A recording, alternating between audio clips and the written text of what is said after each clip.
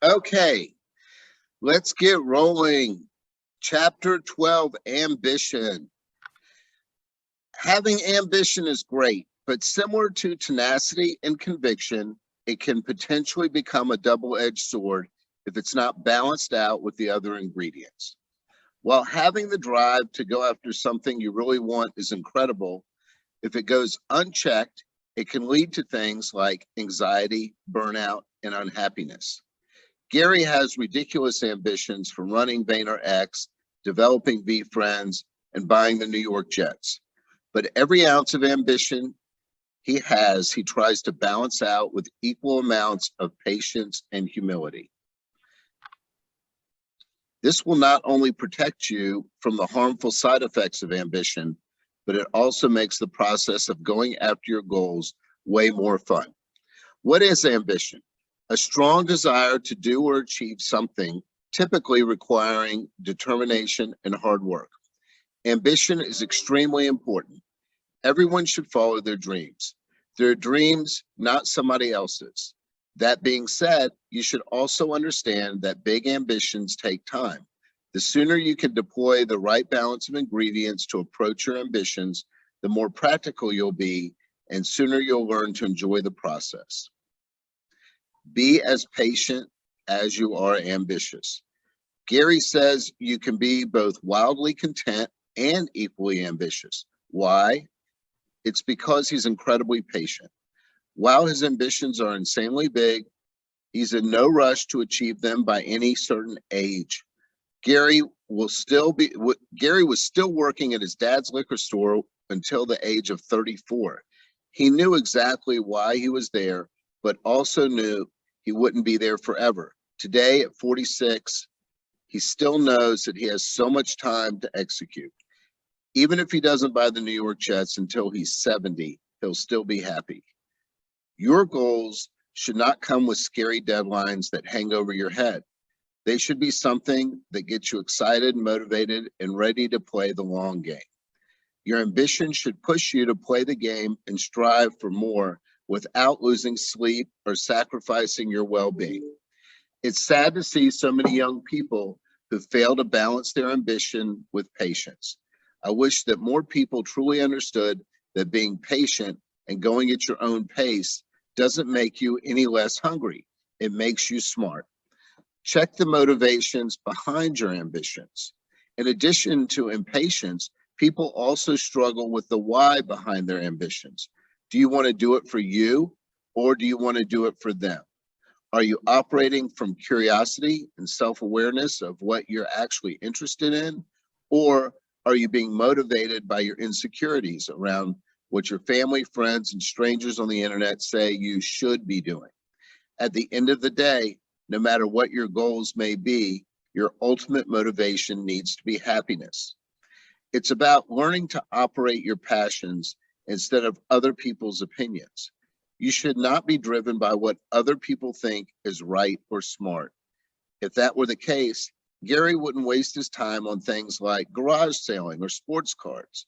You should center your ambitions around your own interests, the things you love to do. If it means around things that other people don't understand, so be it. The trap of insecurity. Unfortunately, many people fall into a trap where their why comes from someone or something outside of themselves. They have insecurities around being successful enough or getting to their goals quickly enough. But that only ever comes from putting too much importance on what other people think. Be careful not to base your ambitions on other people's goals. This is how you get so many people today thinking that they want to be CEOs and entrepreneurs just because it's the cool thing to do right now. Basing your ambitions on your insecurities sets you up for unhappiness. Live your life for you. Set your ambitions around what you actually like and what's going to make you happy to get to work every single day. If you're making tons of money and buying tons of stuff, but you're miserable, guess what? You're doing it wrong. Ambition doesn't have to be cruel.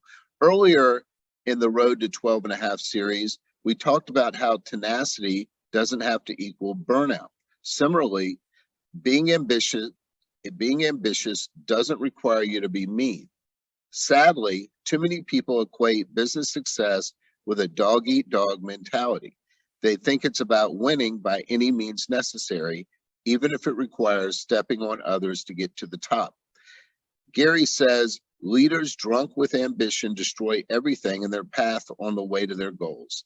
It's what I'm trying to change in this book. Winning at all costs has consequences. Just build the tallest building.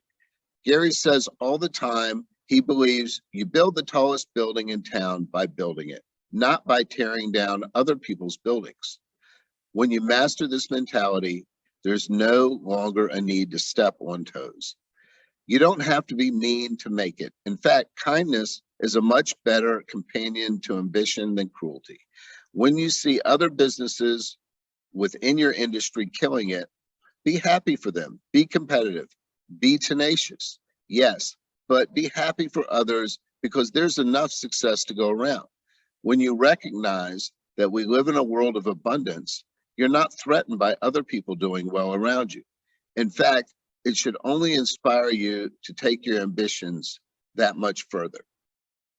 The key ingredient, ambition is one of the most obvious key ingredients to living a successful life and career.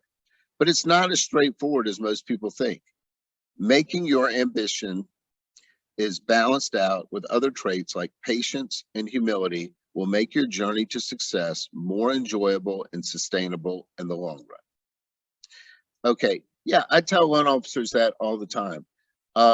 You know, the number one loan officer in the country does not even have 1% market share. I mean, there's just so much business. Even the most successful loan officer at our company doesn't get 1% of the loans in that city. There's just so much business out there. So, okay, so here are my questions for you. So why does Gary say that people tend to have an unhealthy relationship with ambition, that they use it as a cover up for insecurities? How can ambition cover up your insecurities? Does anybody have a thought on that?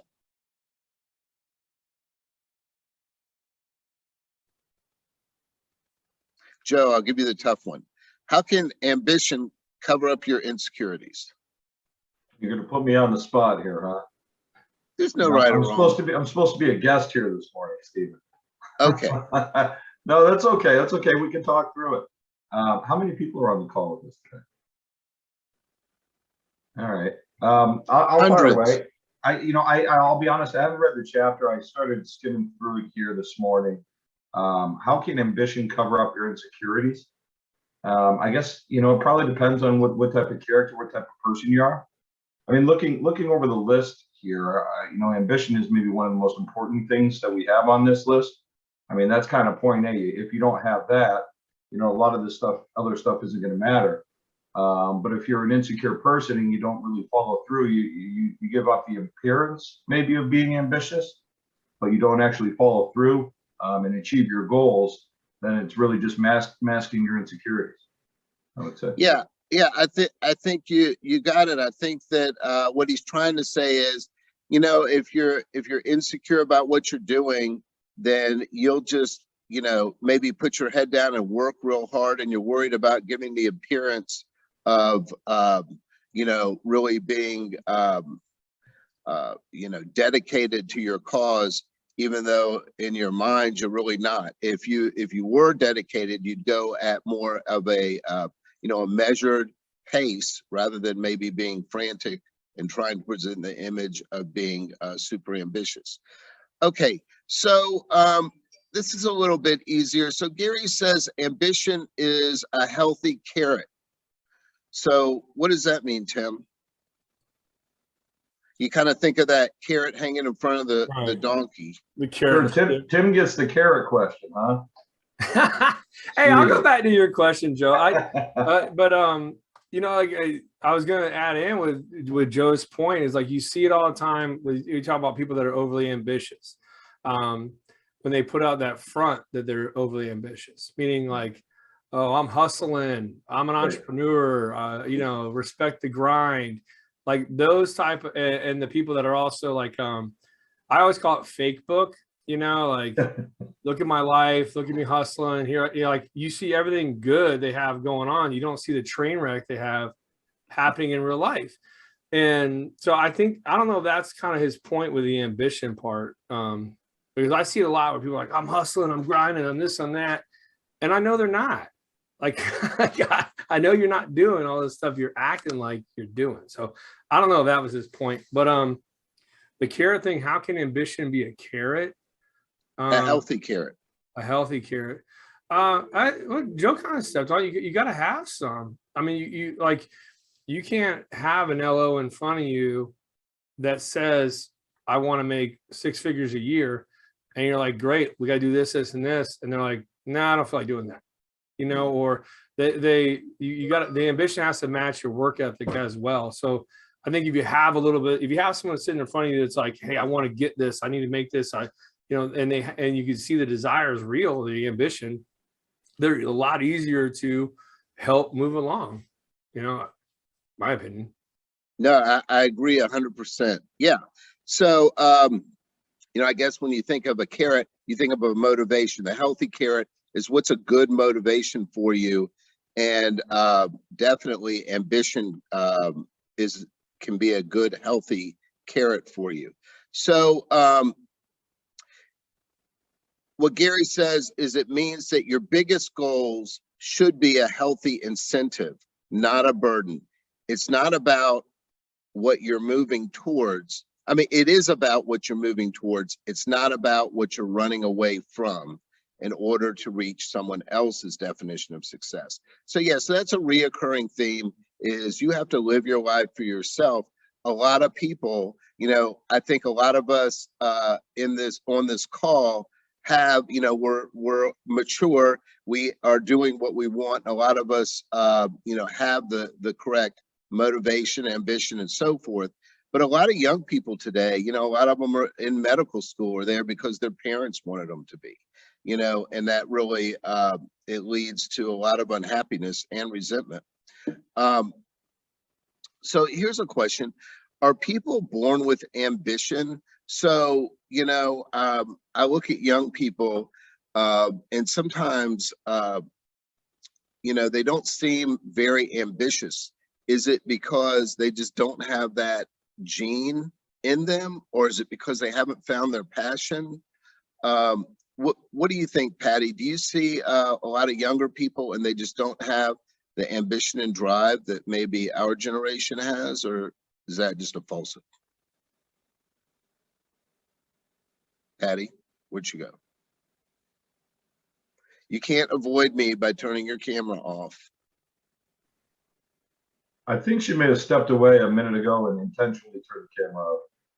All right, Jessica, so you're raising a daughter and she's getting to that age where she's going to be out in the workforce in a few years.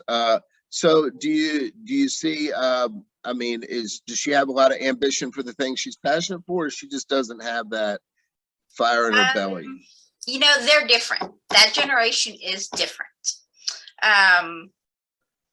I don't think there's something they're born with. I think they have to find something they're passionate about, and then ambition will come. Mm-hmm. Okay. Yeah. So it's what we're hoping anyway. Yeah. I have a 19-year-old. That's what we're hoping.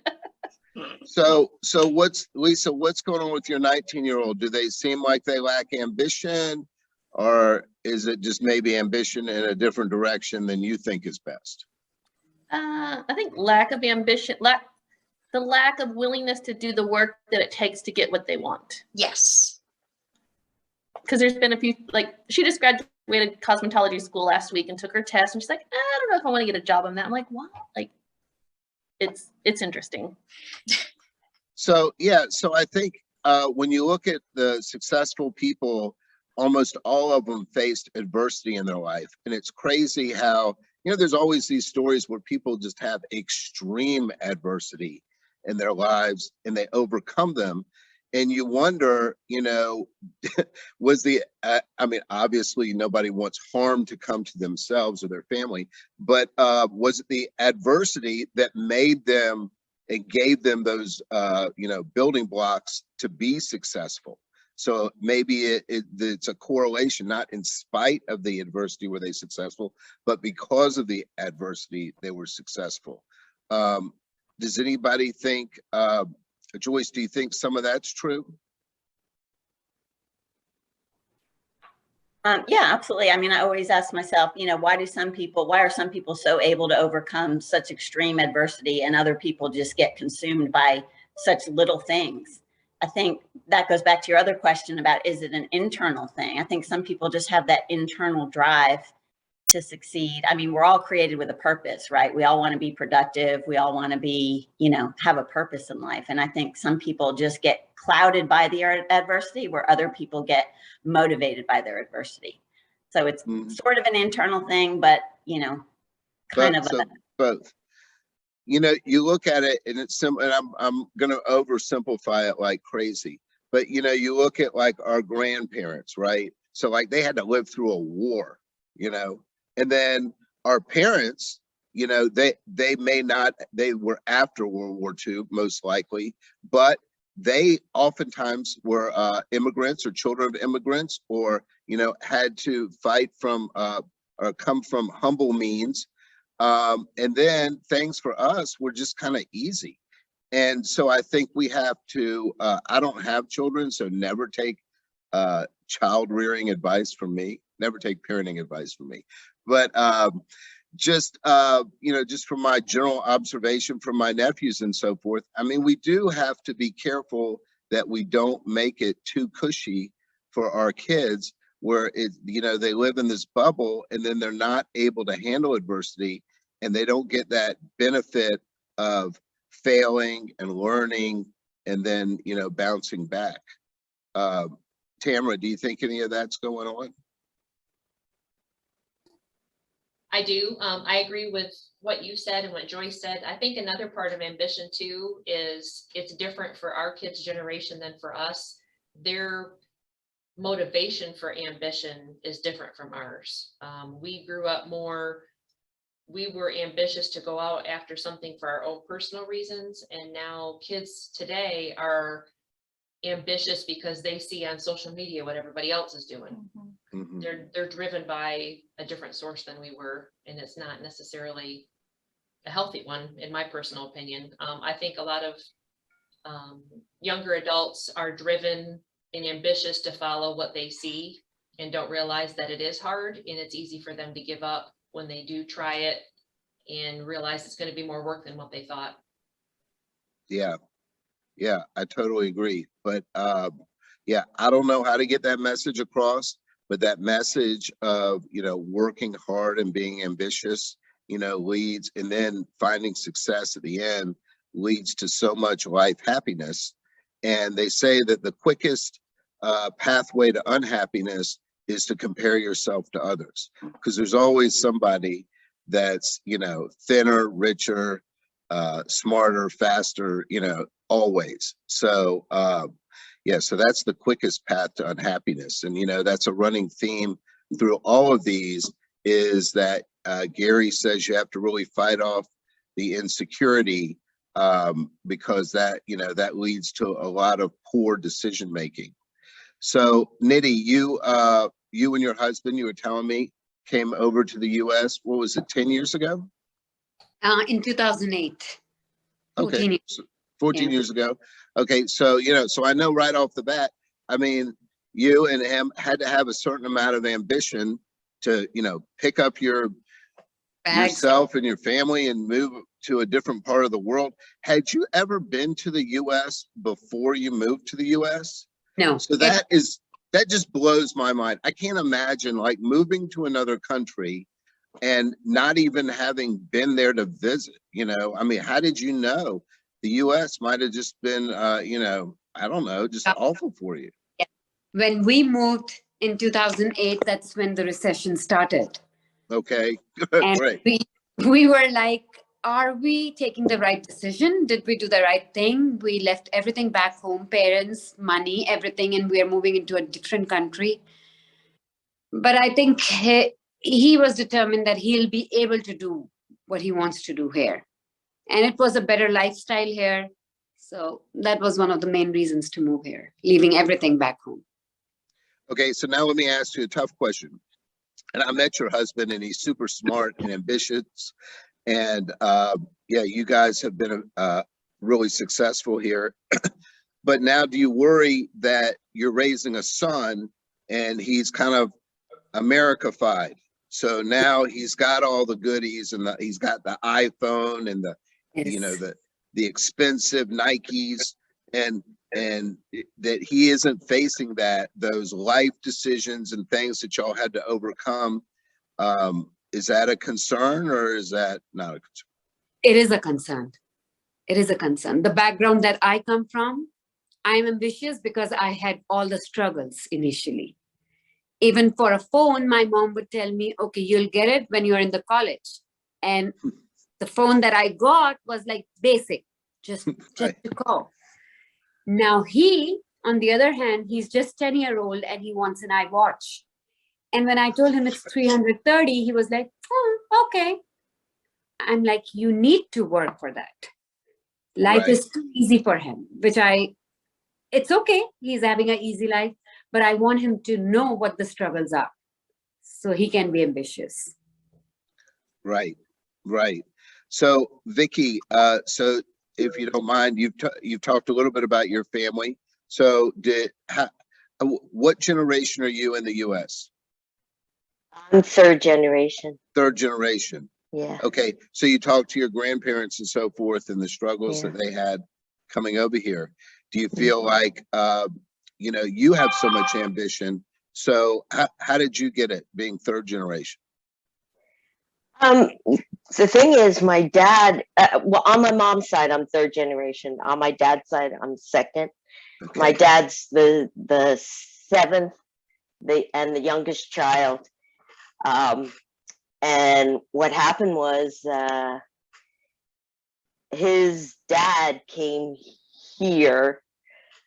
He was already married. He had 2 children, left them in China, came here, worked, and then got money to bring them over. And then he had 5 kids here in the US. Wow. But his father had a grocery store, a laundry, a liquor store, a gambling hall, a noodle factory, and all this stuff. And the thing is, my dad is the only one that didn't get anything from the family business. He was the only one that went to college, and he did everything on his own. He didn't get anything from the family business. So you know, my dad's my biggest hero. So And how just follow him. and how has his you know, life success been compared to the others? He did so much better, and ended up having to help his siblings' children, because I knew you actually were gonna now say he's that. the only one alive. Yeah, but he ended I up knew you were having to gonna say help that. the rest. Yeah. It's when you don't get that, when you don't have that safety net, that you're really forced to find that inner ambition and make it on your own. And almost in every case, like you said, when there's one group that gets financial aid and one group that has to make it on their own, they're the ones that are the big successes. Okay, well, great. So let me just finish by saying, life is a joy when you have good relationships with ambitions. I wake up every morning and chase my dream, yet I'm so not in need of achieving it. It's a beautiful blend of conviction and humility. I fully believe I'll make it, yet I don't need to make it. Ambition is like a healthy carrot. So that is it. So next week is the big finale. We talk about the haves, and haves in Gary's world means the things that we really haven't mastered that we're really working on. And I'm going to call on you to tell us about what your have is. So thanks everybody, and we'll see you next week. Thanks, Stephen. Thank you, Stephen.